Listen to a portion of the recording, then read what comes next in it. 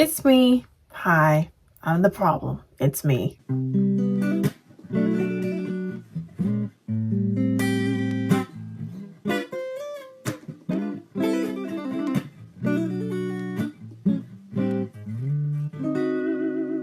Welcome back to my channel, guys. Today's episode is one for the books. Listen, we've come out of March and we are now in April. It is crazy to believe how fast this year has already gone by. The fourth month of the year is absolutely insane, but I am so excited because I can technically say now that it's April that I graduate next month. So it's been a crazy few weeks, and I think the previous Couch Conversations episode has been pretty good at kind of expressing the emotions of this season. And then we've got weekend recap next week that will share more details as well. And it's not my favorite time of year, and it has been a lot to work through, but I'm so thankful for the chance to be back in a routine and just focus on me and academics. So needless to say, it has been a time of rejuvenation, revitalization, and just so much more, especially coming out of spring break. And thank you guys so much for the love and support these past several weeks. If you know, you know. So getting into today's episode, one of my favorite pastors and preachers, E. Dewey Smith, said, "Sometimes my biggest problem is a me problem." And that hit deeply during my spring break. I'm going to tell you guys what happened in the context of the situation that made me think about this quote here. My spring break was, or has always been rather, the week of St. Patrick's Day. So that Tuesday of spring break, the day after St. Patrick's Day, just to give y'all like context as to what day it was a great day until I thought one thing and it was conveyed differently. I thought I conveyed something, but it was received differently than intended. My dad interpreted my text differently from how I intended it to be interpreted. As a result, my mom and I, we spent lunch together instead of all three of us together as a family. And the same thing happened with dessert later that night, and dad left me on red. And so here we are, he misses lunch in the early part of the afternoon, in the day, and then he misses dessert that night in the evening. And so from my point of view, what I was seeing was like, to me, it seemed that he was letting his full-time job of pastoring kind of take over, because when I came home from lunch, he was in a Zoom call, and when I left for dessert, he had left me on red, and he was working on his theology degree and classes in school and all that stuff. And so I just thought it was a thing of priorities in his mind, that ministry comes first. And it's not the first time I've had that mentality, because in some cases that has been the reality of the matter. So I come home on Tuesday night and I wake up late on Wednesday, and I'm doing Bible study the whole day. Like the whole day, I'm just watching my favorite sermons. I'm filling up my journal that has all my notes from sermons in it, all that stuff. I'm doing that all day long. Mind you, the entire day, have not talked to my father, have not seen my father until church, basically, Wednesday night. I had barely talked to my dad because I was upset with him because he's missed all this time. It's like, okay, knowing that you're a pastor, knowing that you get to choose your hours, knowing that you get to choose when you work most of the time. And it's just like, you choose to miss that time. Like, I was upset. So I go the whole day with this anxiety because I want to say something, but I don't know if my dad will be too chill or not understanding as a male, like, of how I saw things. And let me tell y'all something. When people make me upset, distance is my ultimate go-to. Like, when I am mad, oh, it gets bad. And that is why I prefer isolation when I first get mad and when I first get frustrated and upset, because when I have the time to dissect, decompress, and sort of try to wrap my mind and brain around the situations and how I and or others were affected before I run my mouth, like, it just gives me that time to just filter out, certain things and certain words based on the information that I have been given. I've told you guys this before. The worst thing that you could ever do is bleed on people who have never even cut you, because now they have to clean up the stain that you put on them when it's not their mess to clean up. So basically Tuesday night goes by, all of Wednesday up until church, because of course we did have to interact for church because my dad's the pastor and I'm media director, so you know there's always interaction. And I said what I said to do my job, and that was that.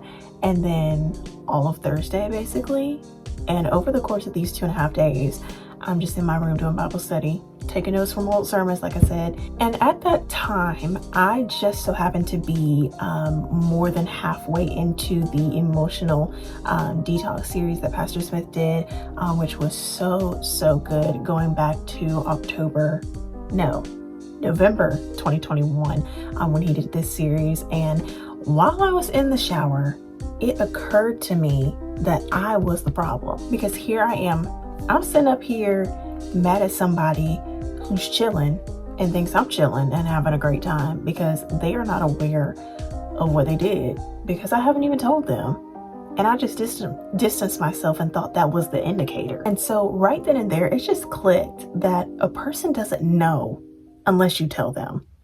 Like, and of course, when you know that, and then you tell that to other people and give them advice, and you say that, and then you catch yourself not following that same wisdom, I was like, oh my God, what am I doing?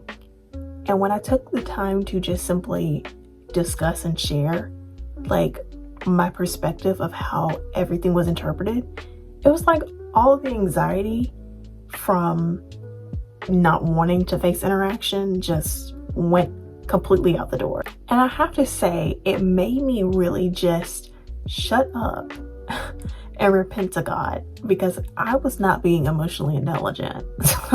Like, you can't hold something against somebody and not tell them what they did, and not give them the opportunity, a proper opportunity, to apologize and to make things right and to change their behavior.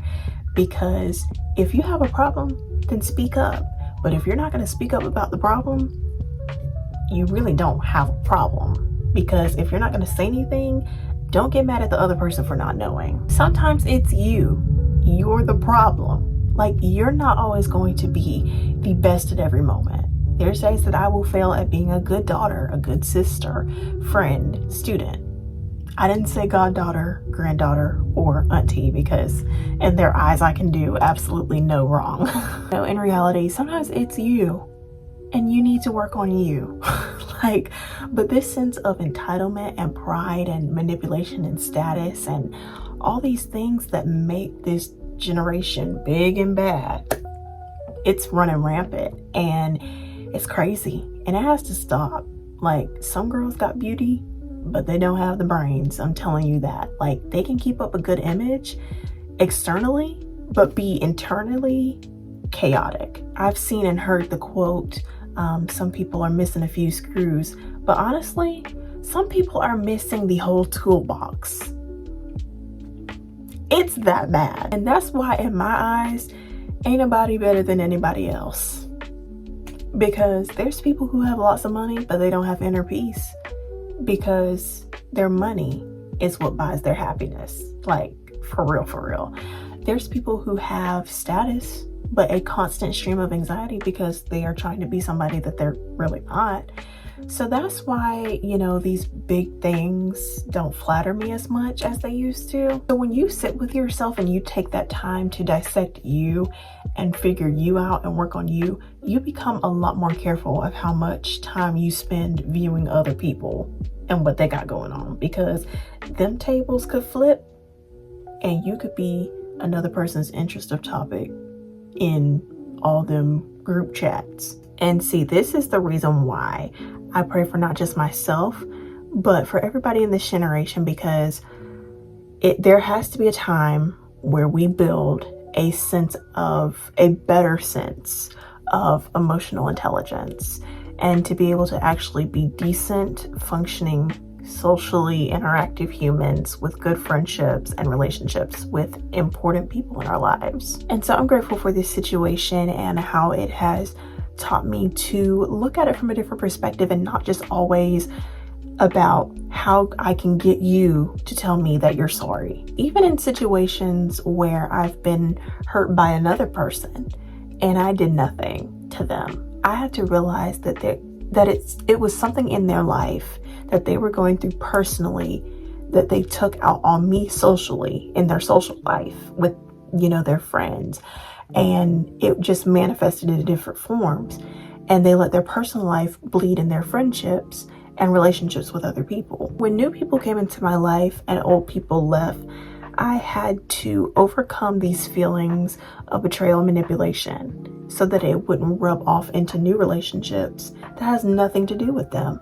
And it is a very risky and hurtful thing when you make new people pay taxes for what old people have done. Pastor Smith also said this, and I love, love, love this quote. While it is true that everything that is faced won't be fixed, it is also true that nothing can be fixed until it is faced. And sometimes we have to face ourselves first. Self-discovery, self-evaluation is key, and we should prioritize that in our me time and in our lives, because it shows us who we are and how other people sometimes see us, but we're so blind to it. And we also learn what we can do without, the things that we can add to our lives as well.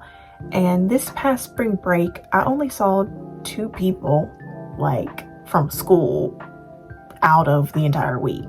I barely talked to anybody, honestly. And it's not because I'm mad at anybody or the relationship ain't hitting, but I needed that time with my people, like my close people, like my family, myself. And I spent so much time in Bible study, throughout spring break too. It was so good, almost every day, because I needed that time to pour into me before we hit, that 4th quarter of senior year that we're currently in now. And before I pour into other people. That all comes with facing yourself and being present for you and doing what makes you feel good and doing something that puts you back in that place of, this is who I am, this is who I'm meant to be. And just get rid of those distractions and kind of just free yourself from these characteristics that are very unhealthy, like pride and status. And too much of that can really put you in a dangerous place, especially not just yourself, because you struggle and waver with who you are, but also in friendships and relationships. So that means I have to be everything to myself first before I'm anything to anybody else. And like I said in the beginning, sometimes my worst problem is a me problem. This was a very, very good episode today. I hope y'all enjoyed it. I love you guys so much, and I'll see you for weekend recap next week.